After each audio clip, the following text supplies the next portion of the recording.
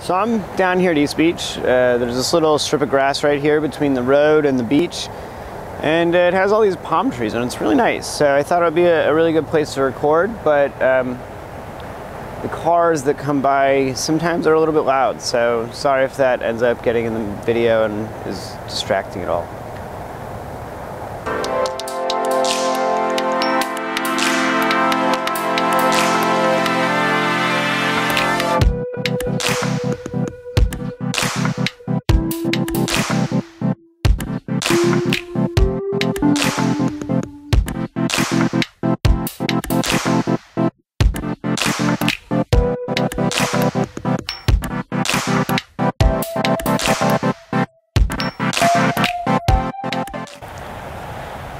In 2013, NIH researchers were studying a rare hereditary disease known as WHIM syndrome. They had come across a patient whose condition they simply could not explain. So earlier in her life, she had been diagnosed with the disorder, yet when the NIH researchers met with her, it seemed to have miraculously vanished from her system. So WHIM is a powerful and potentially deadly immunodeficiency disease caused by a tiny mutation. This is going to be a single incorrect letter in someone's DNA. So, to just understand exactly how fortuitous this outcome was, imagine that the human genome is just one large piece of software, but in this case, the software contains one letter that is miscoded of the approximate 6 billion letters that make up the program. Now, to troubleshoot this problem, you would not just go around randomly deleting large chunks of code or scrambling other parts. Not only would that be unlikely to correct the problem in the first place, but you would most likely cause another problem in blindly attempting to correct the error. Only if you were incredibly lucky and managed to beat, million to one or billion to one odds would you actually happen to delete the chunk that contained the misspelled code and do it in such a way that would not have destroyed crucial functions of the software.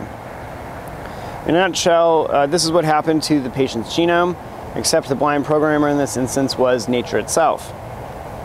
So, like the WHIM patient, people can be saved by spontaneous genetic corrections like this. But it made people just wonder, well, what if it wasn't so spontaneous? What if we were actually able to control these edits and control these mutations? These cases revealed the curative power of natural genetic editing, but they also had shown a light on the potential avenue for medical interventions, a way of reversing the effects of genetic diseases by deliberately correcting a misspelled genome. So we're all living organisms, and as living organisms, we are made up of cells. Within those cells, there's the nucleus, and then within that nucleus, there are chromosomes. So those chromosomes are going to be made up of strands of DNA. Within those strands, there's going to be chunks known as genes, and those genes are made up of 4 nucleotides. So we have A, G, C, and T. So these letters come together to form the strands of the double helix. This is the ladder. It's like a twisted ladder, a spiraling coil. So there are pairing rules. A always pairs with T, and G always pairs with C to form the 2 strands of DNA. So in virtue of the molecule's two-strandedness and the rules governing how each strand assembles, this is the pairing rules. So A always with T again, and G always with C.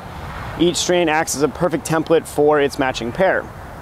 So shortly before a cell reproduces, the 2 strands are separated by an enzyme that unzips the double helix right down the middle.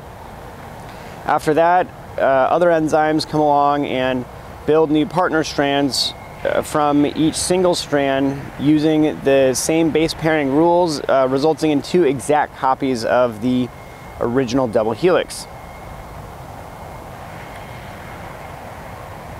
So the central dogma of molecular biology is the overall flow of information from DNA to RNA to proteins. This is the language used to communicate and express life. So DNA, as it turns out, is much like a secret language. Each specific sequence of letters provides instructions to produce particular proteins inside the cell. These proteins then go on to carry most of the crucial functions in the body, like breaking down food, recognizing and destroying pathogens, and even sensing light. So to transfer these instructions contained in the DNA into proteins, cells use a crucially related but different intermediate molecule known as RNA, which is produced from a DNA template through the process known as transcription. So RNA has 3 of the same letters as DNA, but the letter T for thymine is replaced with U for uracil. RNA acts as a messenger, ferrying information from the nucleus where the DNA is stored to the outer regions of the cell where the proteins get produced. In this process called translation, the cells use a long strip of RNA that are produced by discrete segments of the DNA. These stretches of code in the DNA are known as the genes to construct individual protein molecules. So each 3 letters of RNA, when read together, equal 1 amino acid, and an amino acid is the building block of the protein. Genes and their corresponding proteins differ from one another by the sequence in the nucleotides in the genes and in the amino acids in the proteins.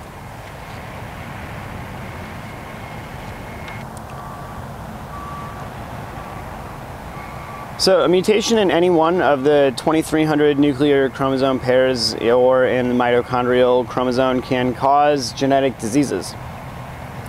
The simplest mutation is a substitution or replacement of one nucleotide for another, which can disrupt the gene and cause the protein to be defective.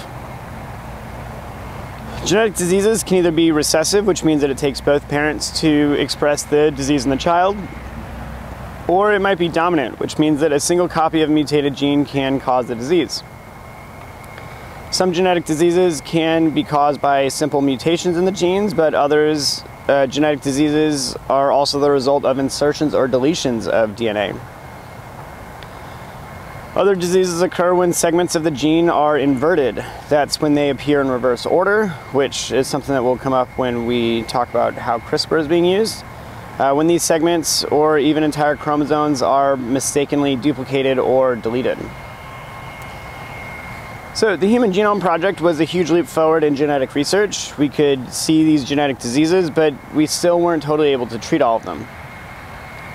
Repairing a defective gene would be like finding a needle in a haystack and then removing that needle without disrupting a single other strand in the haystack in the process.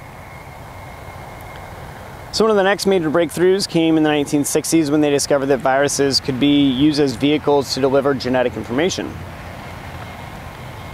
So using recombinant DNA, which is just a catch-all term for any kind of DNA made in a lab, they were able to turn these viruses into benign missiles for receiving genetic payloads, or for delivering the genetic payloads to the desired cells. But the biggest problem was that they could not direct the DNA into the cell. So naturally so they could inject the DNA into the cell, but they couldn't see where it was going in the genome itself. So which part of the genome the DNA was being added to. So naturally DNA breaks apart and it's able to repair itself, but this process can be error prone. The way to effectively edit genes, you need to have a double strand break, at which point you need to introduce a synthetic gene. The trick is and so then you're going to trick the cell into thinking that it has suffered a natural break of DNA and you're supplying it with a new piece of DNA that could fix the broken site. But before CRISPR, they didn't really have a way of targeting where the DNA broke, and it wasn't clear how to exactly add the DNA in that exact spot. So there were a few other advancements before CRISPR between the 80s and the early 2000s. But they were either undirected or they were overly specific, meaning that they only maybe worked on specific genes. They couldn't be programmed to, work on any kind of gene, or they were prohibitively expensive. We'll get into those. The ZFNs were very, very expensive. So CRISPR is an acronym. It stands for Clustered Regularly Interspaced Short Palindromic Repeats. This means that it's a short fragment of DNA that is repeated several times and are regularly interspaced. So palindromic means that it's also the same forwards and backwards. Think about like the name Hannah, H-A-N-N-A-H, right? So the same forwards and backwards. The interesting thing, though, was that between these, the palindromic repeats, there were spacers. They were evenly interspaced. And the question was, where is this information coming from? So in 2005, 3 labs independently helped discover the purpose of the spacers. Together, these findings provided a major hint towards the role CRISPR played in bacteria and archaea. These teams of researchers had uncovered evidence suggesting that CRISPR was likely to be part of the archaeal and bacterial immune system, an adaptation that had allowed microbes to fight off viruses. So this was first discovered in bacteria, specifically the bacteria used to cultivate yogurt, I believe.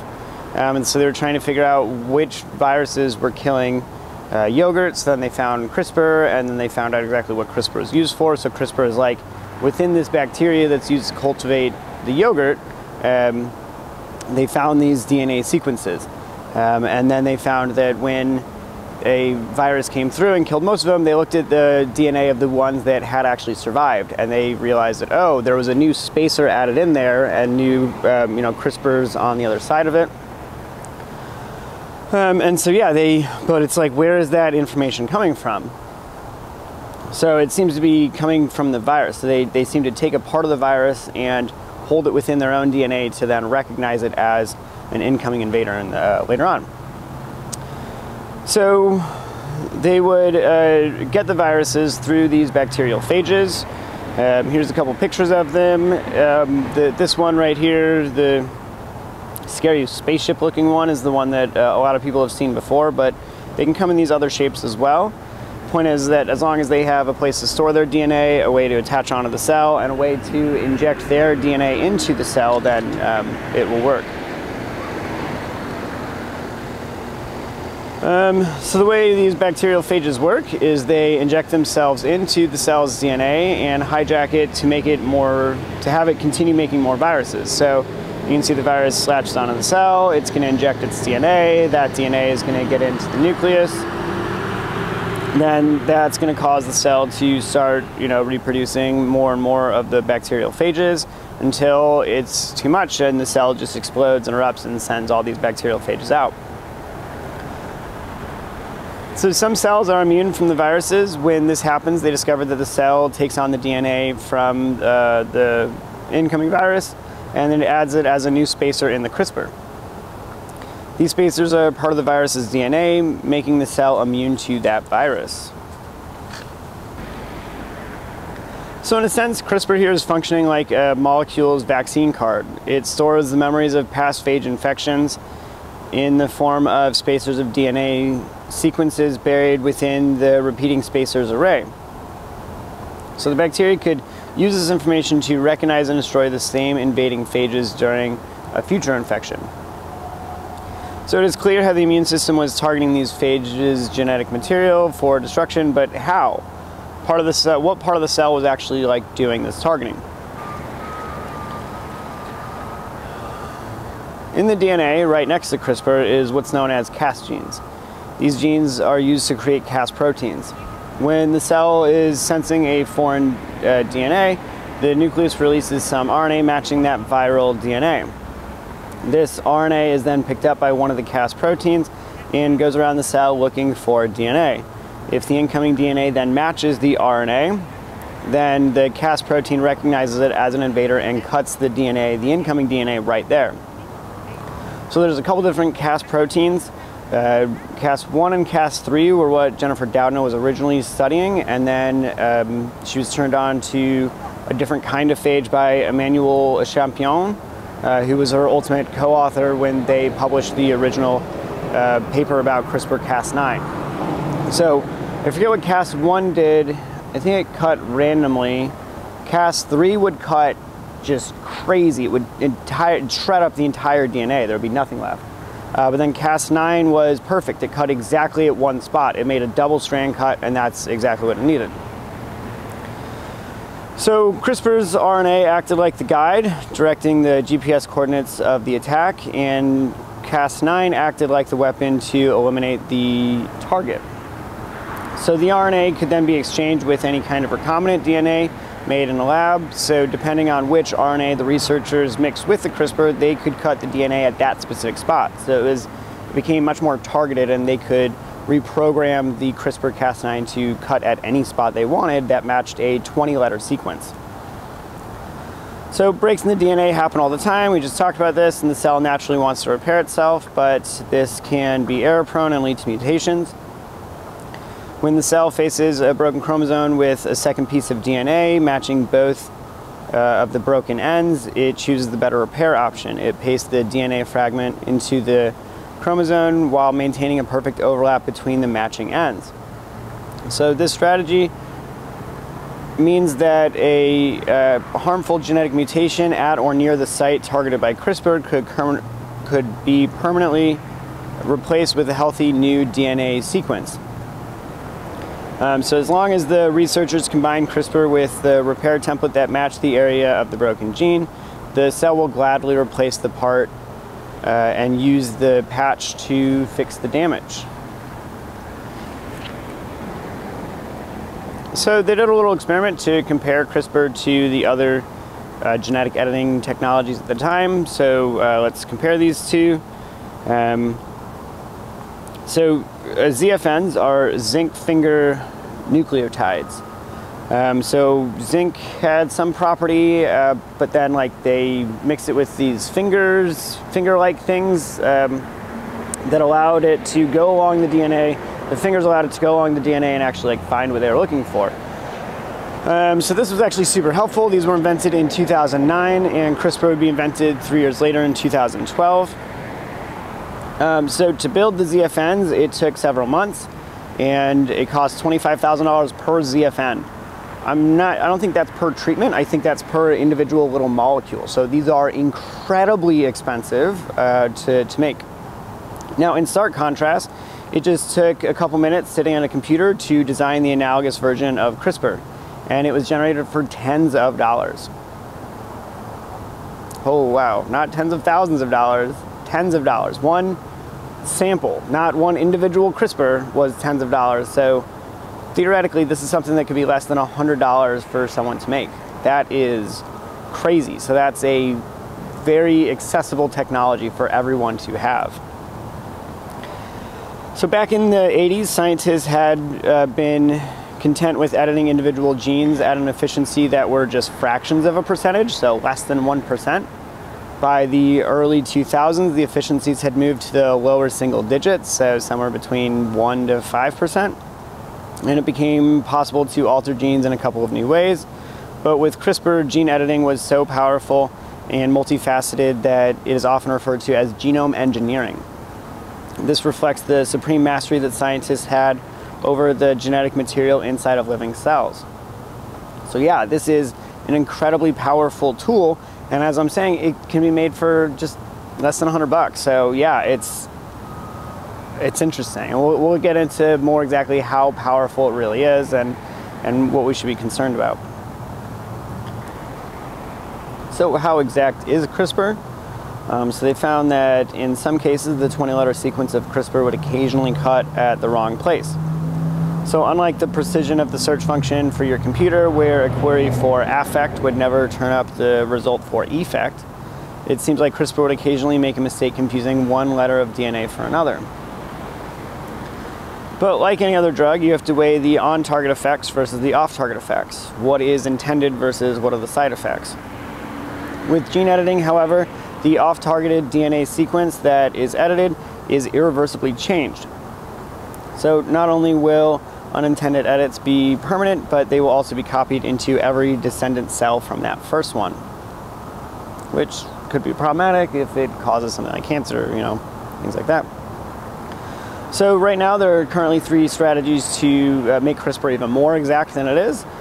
Remember again, compared to what it was in the 80s and the 90s, we're going from fractions of a percentage to 80 to 90%, if not more exact with CRISPR, but they're even trying to make it more precise than that.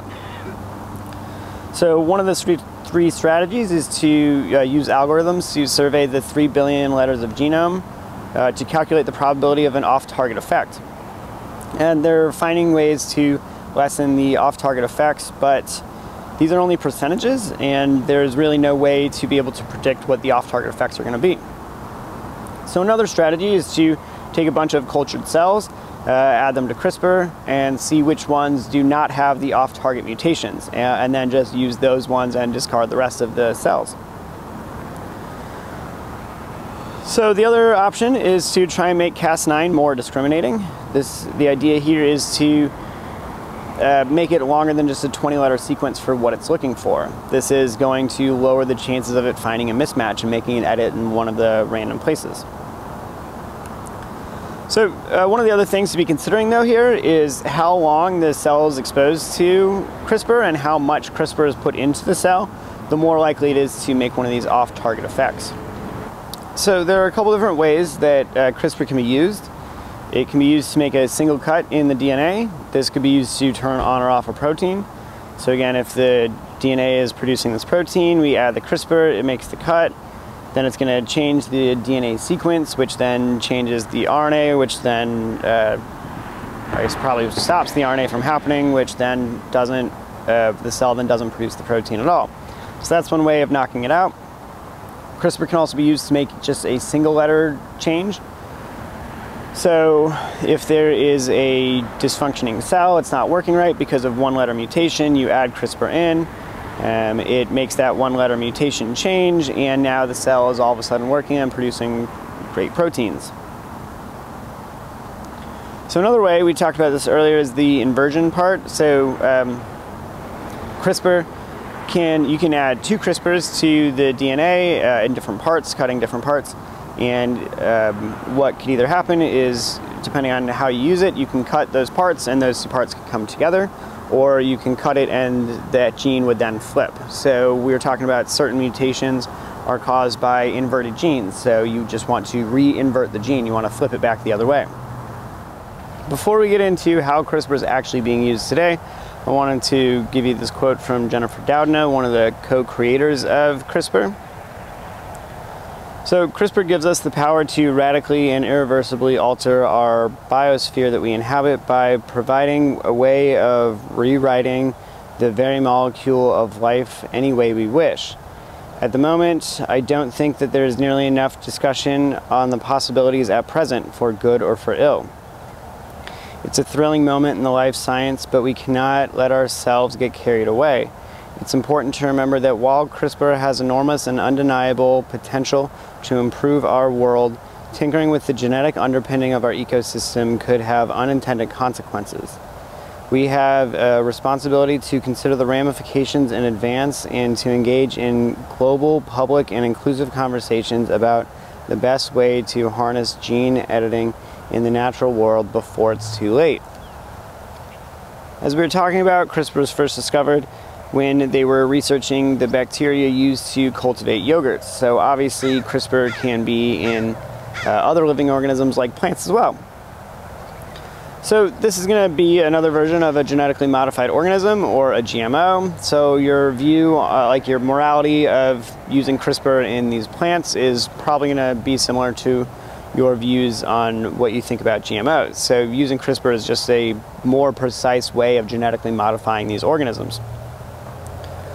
So I'm not going to have enough time here to defend GMOs, but just know that GMOs have received support from federal regulators in the United States, the American Medical Association, the United States National Academy of Sciences, the Royal Society of Medicine in the UK, and the European Commissions, and also the World Health Organization. They are endorsing it or supporting it, or at least supporting research into it. So these biotechnologies can help us shore up food security. They can save off malnutrition. They can help us adapt to climate change and also prevent environmental degradation around the world. So if these technologies are able to do those things, have these wonderful positive benefits, then it seems, likely that we should be using them, especially since they have largely been considered safe by the scientific community. Okay, so maybe it's a little bit different when we're talking about genetically modifying animals for us to eat. So we already kind of do genetically modify these animals through artificial selection, but that's a little bit different than this, direct using CRISPR genetic editing kind of modifications. And so maybe there's also some sort of genetic editing that's appropriate, but then maybe other kinds that aren't appropriate.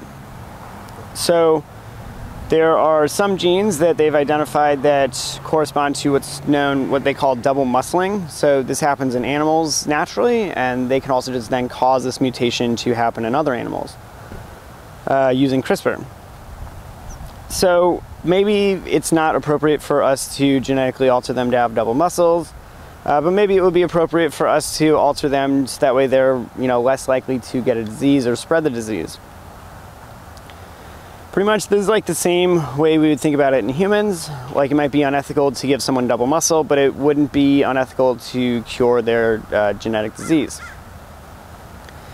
This is, again, the distinction between positive and negative eugenics, but again, not everyone's going to think this is a very insightful distinction. Because again, some things that are going to be, curing someone's disease is also going to be the kind of thing that could enhance their benefit or enhance their life as well. So it's hard to really draw that line between what's appropriate and what's inappropriate here. Okay, so we also just need to remember that these are livestock and they're not meant to all be living together. So when they are all living together, we need to do certain things. One of those things is dehorning cows, which sounds like a horrible practice, and from what I understand, it's even traumatizing to the cow, and most people agree that this practice in particular is just an inhumane way of raising livestock. But not all cows are horned, so this is something that they can edit out of the DNA. Now, would you drink that cow's milk?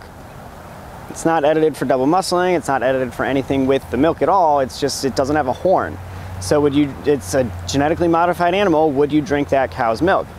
And it's like, all right, yes, maybe you probably would. Well, would you drink its muscle, or would you then eat its meat? I probably would. So we got a couple other things. We can have, fur growing longer on certain cats, or meat growing thicker, or we can make certain fish reproductively sterile. We can make certain eggs hypoallergenic, and we can also just make these animals resistant to viruses and infections. And then obviously, yeah, we can edit out their horns. So moving forward, regulators and consumers contemplating such gene editing livestock would need to decide which matters more, the ends or the means, the product or the process created it.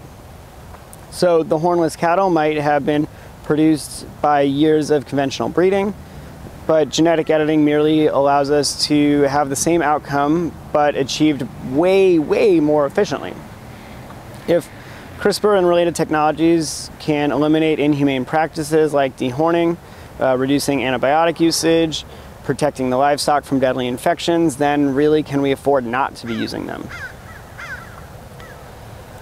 So in other animals, they can use CRISPR to edit lab mice or animals. They can also edit monkeys. They've been editing a lot of different animals used in lab experiments. So they edit them so that way they're more like their human counterparts that they are trying to study, or more like the human diseases that we're trying to study in them. So they can also genetically modify pigs to be organ donors for human recipients. So this would definitely get us out of our obligation to donate our organs. So pharma companies can also use the pigs to synthesize the proteins that need to be made within a cell. So certain proteins that they need to be made within a cell. They can't make them outside of a living cell or petri dish. So they're using the pigs to do that. So the kidney part is super interesting. So they are modifying them so that way they're more like human DNA, and that way when they are transplanted into a human, it's not going to cause rejection or things like that. And this is actually something that was theoretical back in 2017 when the book was originally published. I think I saw something a few months ago where someone actually received the first kidney transplant from a pig. So this is not a theoretical anymore. This is a reality. So what about genetic editing to alter species for non-medical purposes? So they have these really cute things called micropigs. So some bioethicists like Jean-Tine Lunsford from Harvard Medical School are concerned that genetic manipulation is being used for the sole purpose of satisfying idiosyncratic aesthetic preferences for humans. But this is, what we're doing when we're like breeding through artificial selection, so like dog breeding. But again, this is going to be a less predictable way and a less efficient way than just using CRISPR.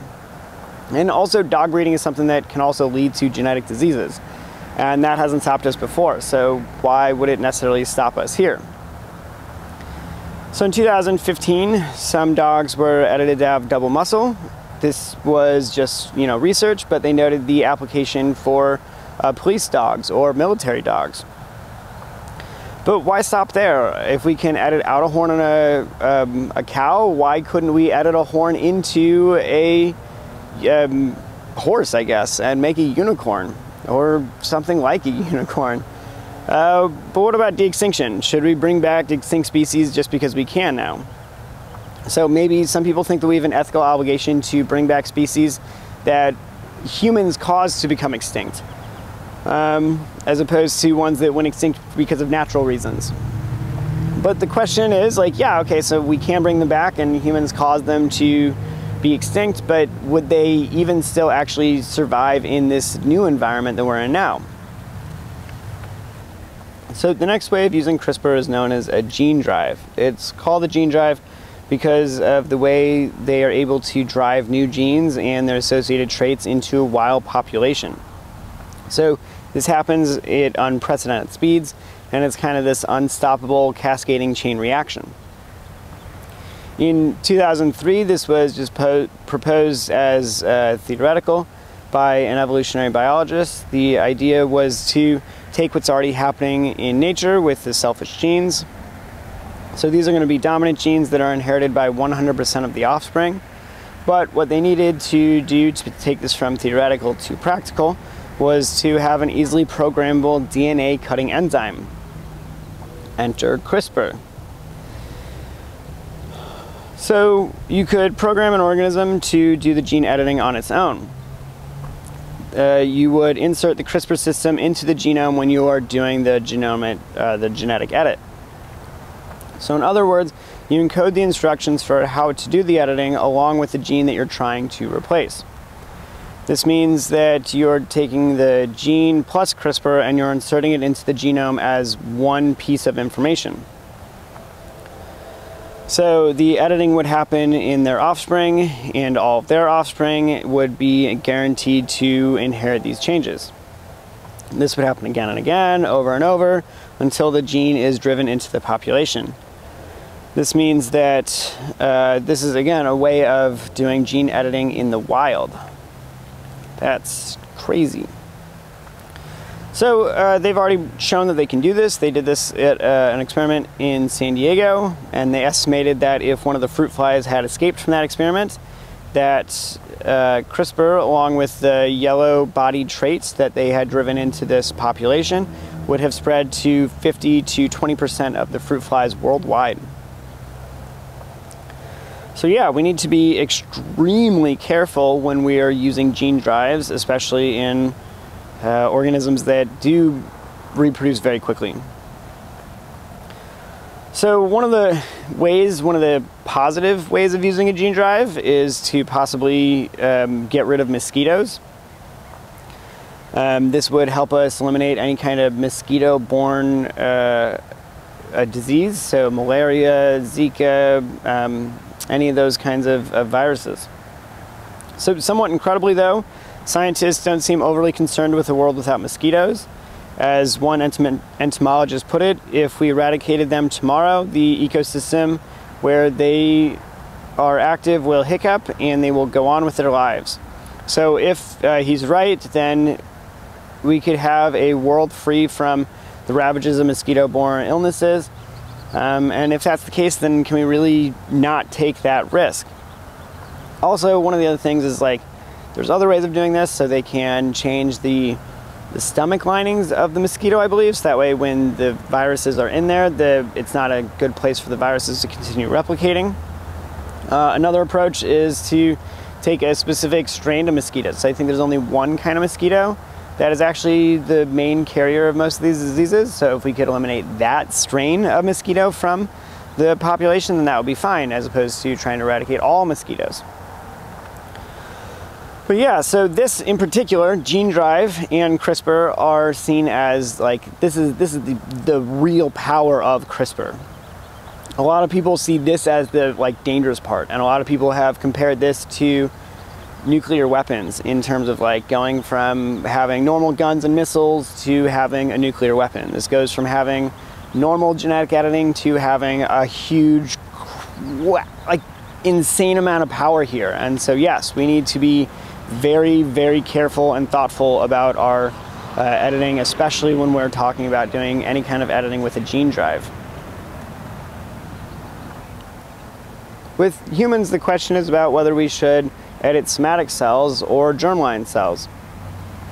Germline cells are any cell whose genome can be inherited by subsequent generations, and thus they make up the germline of the organism, the stream of genetic material that is passed from one generation to the next.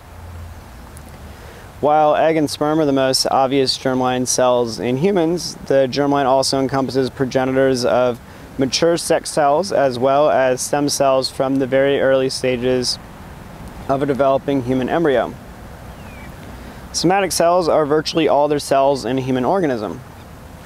Heart, muscle, brain, skin, liver, any cells whose DNA cannot be transmitted to the offspring. So it's going to be easier to fix the mistake in a single fertilized egg before it is copied into billions of descendant cells. So imagine trying to correct an error when the news article after the newspaper has already been printed and delivered, as opposed to trying to correct the error when the article is still just a text file on the editor's computer. So should we really be manipulating the genomes of unborn individuals, tweaking the human sapien gene pool in a way that cannot easily be reversed? Are we as a species prepared to assume control and responsibility for our own evolution, purposefully manipulating our genes rather than leaving it up to chance? So germline editing is much more powerful, but the editing can be passed on to your kids, whereas somatic cell editing won't be passed on to your kids, but it's going to be much, much more complicated.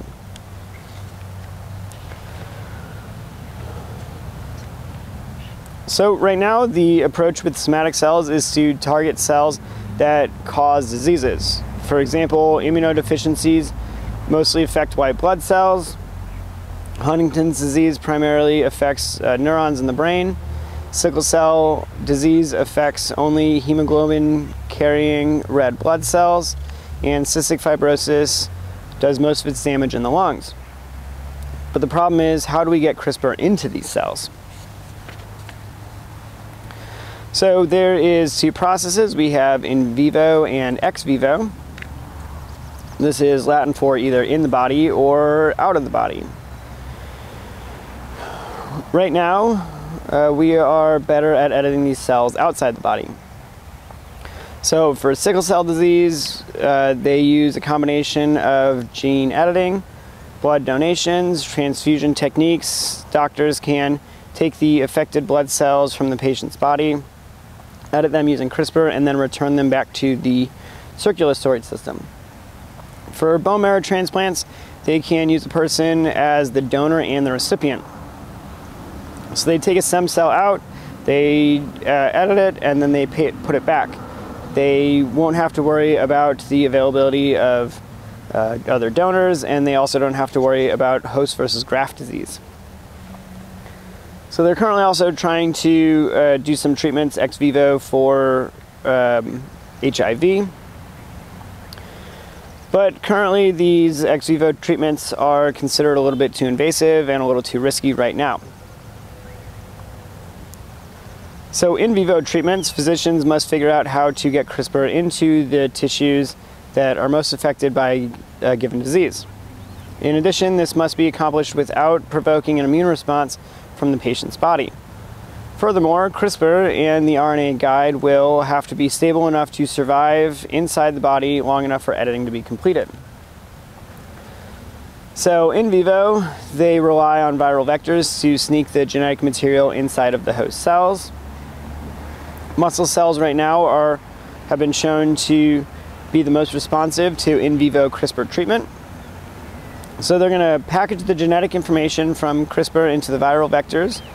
In experiments, the researchers repaired skeletal and cardiac muscles either by injecting a load of the virus into a mouse's skeleton or by delivering the virus into the same tissue through the bloodstream. So they've succeeded in turning on healthy dystrophin genes. So this is for people with muscular dystrophy. And the treatment in mice even has shown to substantially enhance in muscle force after receiving the therapy. So they are using CRISPR to fight cancer. Cancer is caused by a mutation in the DNA, some of which can be inherited and some of which are acquired over the course of a person's life. So it might seem obvious that gene editing can help treat cancer or prevent it by eliminating the mutations before they have a chance to cause irreversible harm. But this isn't actually how CRISPR is making its contribution, or at least not yet. So if these mutations can be identified, the thinking goes that the drugs can be used to design or combat whatever abnormal genes are causing the malignant cells to proliferate. But the problem is, we simply have too much information. The critical cancer-causing mutations are buried in a vast sea of auxiliary mutations and don't directly cause or affect the disease's pathology.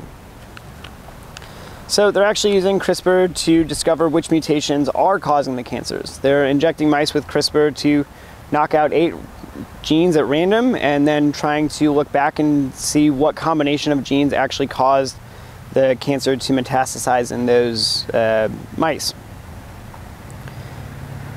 So another approach is to try and figure out which genes the cancer depends on. So instead of the ones that are causing it, maybe there are ones that are essential. If these ones aren't turned on or these ones aren't turned off, then it will. So they're trying to find out which ones those are, identify those, and knock out those ones in particular. Another cancer treatment is immunotherapy. So the basic goal of adaptive cell transfer, or ACT, is to help T cells better target cancer cells. So they take the T cell out, they edit them, and then they put them back in and they hunt down the cancer cells in the body. So what editing they do there, it's kind of interesting. So the T cells already have one sensor for trying to detect certain pathogens and things like that, but that sensor isn't good at detecting cancer. So what they've done is they've edited out that sensor and they've edited in a new sensor that is able to specifically target cancer cells. So that one seems promising. That's a pretty cool one. So germline editing, this is not theoretical anymore. People have actually done this. When Jennifer Doudna was writing her book in 17, it was when it came out, so I imagine she was writing it in 16. There was a lab in China that had effectively edited an embryo, a human embryo, with CRISPR, showing that they could do this. And then since then, in 17 or 18, they actually did it in a lab in Oregon as well. So this is definitely not theoretical anymore. This is very, very possible. So the way this works is the generation of an embryo in vitro from the would-be parent's egg or sperm cells is then injected with pre-programmed CRISPR molecule to edit the embryo's genome. And then that embryo is implanted into the woman's uterus, and nature would then take care of the rest. So just like any technology, whenever we have a new technology, we need to figure out how to use that technology. But because it's so new, it's really hard to figure out how to use it. So one approach is to look back at other analogous technologies and see how people use those, what people thought the ethics of those things were. So one thing we're going to look at is PGD. So instead of randomly implanting an embryo into the mother, IVF doctors would first analyze the DNA of candidate embryos to make sure that they were selecting the ones with the healthiest genome. This is, again, the practice known as pre-implantation genetic diagnosis, or PGD. So this is similar to forms of artificial selection. You are influencing the human genome for sure by not having certain ones selected, but you're not editing it in the same way as CRISPR. Still, people think that it's wrong to select for certain things here.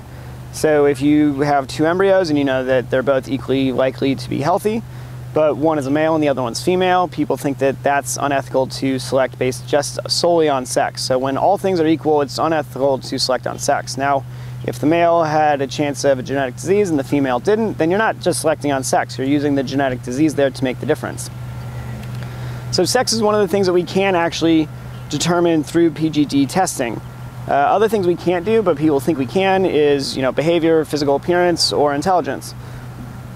Obviously, those things, if we could do those, would probably be unethical. But controlling for or editing out genetic diet or genetic diseases seems like it possibly is a good thing.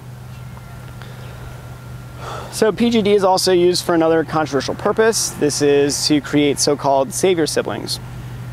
So you're designated from the moment of implantation, not only to live their own lives, but they are also created to serve as organ donors or cell donors for their siblings. So this is messed up. It's one thing if you were to use PGD to make sure that they're genetically closer or they could possibly be donors for each other, but it's another thing to specifically design a child or have a child designed to be a donor. That seems like an unethical way of just using the technology. Okay, so a related but an under-researched problem is this three-parent IVF. So they use two women and one male to create a new fetus. What they do is, so the mitochondrial DNA from one woman is used and the nuclear DNA from another woman is used. And so if there's a problem in someone's mitochondrial DNA, they'll use mitochondrial DNA from someone else. So this is a super interesting thing, and it's been around for, I would say, less than a decade right now, but it's been approved by the US and the UK, and people really aren't super concerned about it, but it does seem to be similar to this germline editing as well. So these forms of editing the germline have been approved by regulators in order to enable parents to have healthy children. Would people be willing to accept the same with CRISPR, given that the technology is way, way more powerful? So as Jennifer Doudna sees them, the hazards are first, the thought that through a series of reckless and poorly conceived experiments, scientists would prematurely implant CRISPR into without proper oversight or consideration of the risk. And second, that by virtue of being so effective to use, CRISPR might be abused and employed for nefarious purposes. So the problem seems to be that it's going to slip into the wrong hands and be used for nefarious purposes. But the information is already public and it's already published out there, and people can buy these DIY kits for hundreds of dollars. So who knows what biohackers are going to do. It's kind of a crazy time. There's actually a whole documentary on Netflix that follows around a couple biohackers who are trying to push the boundaries and the limitations of this research. There's a group of people in that documentary trying to use CRISPR to cure DNA, and they go through a lot of the ethical dilemmas and a lot of the interesting things going on. But yeah, the other problem is that if we completely make it illegal, then the research is probably still going to be done because it's so cheap, and again, it's so already publicly out there, that the research is then just going to be done without transparency. So that would also be a further problem. Okay, so today we've been going over CRISPR. We've been going over, how CRISPR was created, how CRISPR is, different than other genetic editing, but then we've also been talking about how CRISPR can be used, how CRISPR can be used to change a single gene. It can be used to cut a few different genes at once. I think I saw in one documentary, the most recent they had done, I think they had 78 edits, correct edits in one injection of CRISPR. So they injected it with, I guess, 70 different 8 kinds of RNA in CRISPR, and they actually they got all of the right cuts at the right places. So it's crazy what they're able to do now. It's substantially more. But yeah, so would you eat genetically modified organisms if they're made with CRISPR? Or would you, you know, drink the milk of a cow that's had its horn edited out of it? What about their, you know, meat? Would you eat the meat of that cow? But yeah, so then we also are using CRISPR to edit these animals. We can now study these diseases much better with lab animals. We can also use the animals as hosts to create organs for humans. That's awesome. That's great. Yeah, so we also have gene drive. That's a very, very scary technology, and we need to be very, very careful about that one. And yeah, then in humans, we need to be worried about editing either the somatic cells, which pretty much everyone seems to be morally permissible, but it's just, you know, a matter of the technology being workable and functional. But then editing the germline and whether that is ethical. That's a huge debate right now. So yeah, that's definitely a paper topic if that's something you'd be interested in writing on. All right, well, this is CRISPR. Hopefully it's been helpful and insightful, and I'll see you guys in class.